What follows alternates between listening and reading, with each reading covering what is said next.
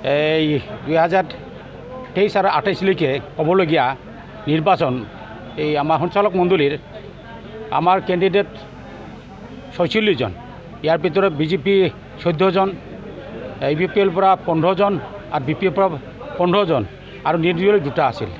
Total 46 জন candidate. আমাৰ voter সংখ্যা হ'ল 4795 জন। এইখিনি আছে আমাৰ বৰ্তমান। আজি আৰু বৰ্তমানলৈ প্ৰায় 2000 মান পল হ'ল, বাকী আৰু 2000 বেছি আছে। এতিয়া কিমানখিনি পল হয় এতিয়া সন্ধিয়ালৈকে চাম আৰু এইখিনি। 9টাৰ পৰা ষ্টাৰ্ট হৈছে। আমাৰ বাইল' মতে ৰাতিপুৱা 9টাৰ পৰা আমাৰ এজিএম কৰিব লাগে, সাধাৰণ সভা। 12টাৰ পিছতহে আমাৰ নিৰ্বাচনটো কৰিব পাৰে আৰু শান্তিপূৰ্ণভাৱে হৈ আছে। আমাৰ ইয়াৰ ভোটাৰ মহাসকল খুব শান্তিপূৰ্ণভাৱে ভোট দি আছে, কোনো অসুবিধা হোৱা নাই এতিয়াত। ৰাইজক ধন্যবাদ দিছোঁ, এইখিনি আৰু আপোনালোকক ধন্যবাদ দিলোঁ।